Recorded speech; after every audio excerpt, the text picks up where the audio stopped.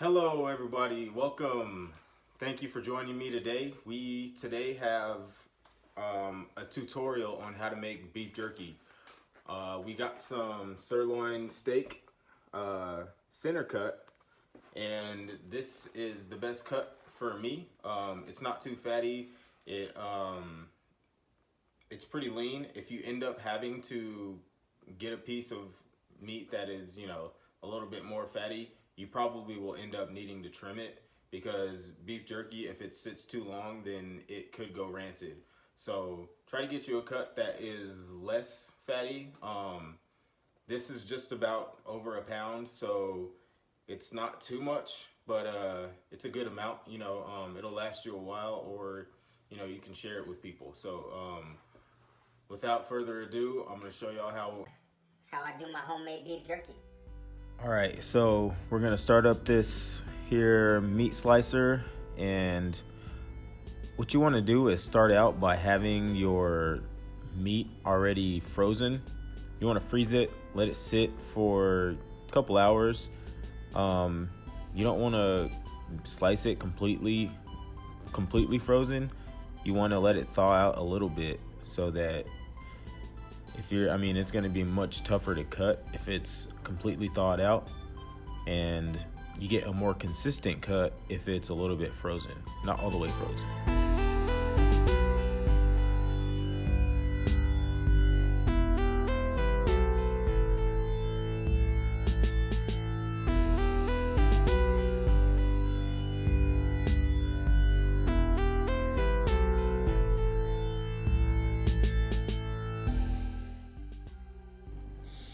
All right, and now we're gonna make a marinade. We use 1/4 cup of soy sauce, 1/4 cup of Worcestershire sauce. We use a tablespoon of onion powder, a tablespoon of garlic powder, a tablespoon of jalapeno salt, and 1 tablespoon of crushed red pepper flakes. Stir that up, and this is gonna be your marinade for your meat. Usually want to marinate it for anywhere from 2 to 24 hours. I went ahead and just did 12 hours.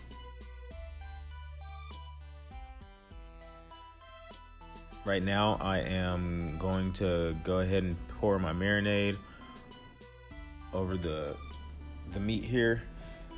I want to kind of layer it so that it doesn't all the marinade is not just at the bottom, but I will also go ahead and just give it a little bit of coating on each level before I mix it in.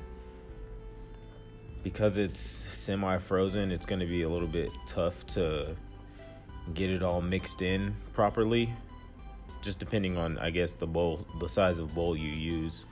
But this bowl here, it's a little shallow, so I'm just trying to coat it really well.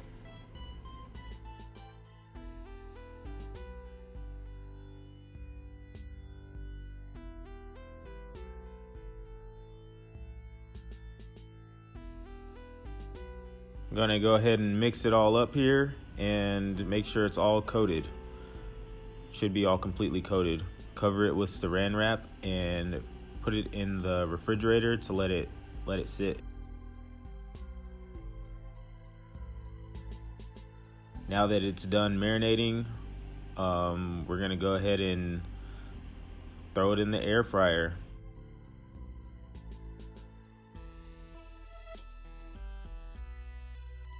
It's all coated.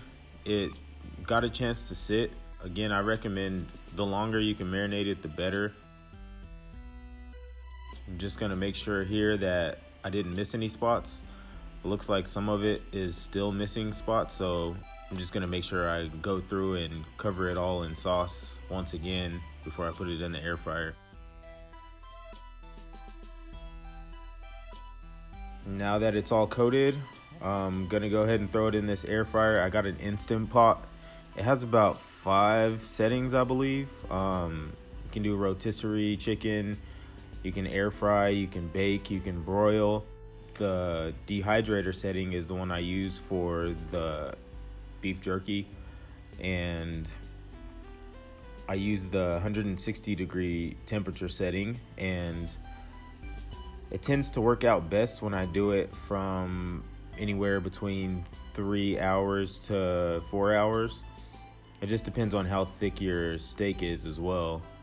But this one, I believe we did 3 hours and 15 minutes on these cuts of steak. They're not too thin, they're not too thick. You can cut them as thin or as thick as you'd like.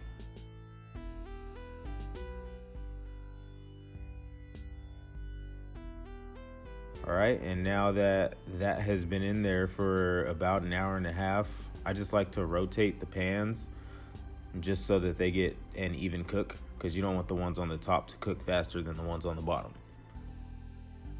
And now that it's been about 3 hours and 15 minutes, you got yourself some homemade beef jerky. Got some pepper flakes on it. It came out really well this time.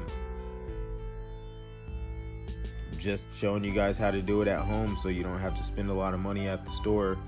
Beef jerky can get expensive, but if you can get a way to do it yourself at home, you save yourself a lot of money, and you're all good. Thank you for watching my video. Appreciate you guys. Please like, comment, and subscribe, and we will see you all next time.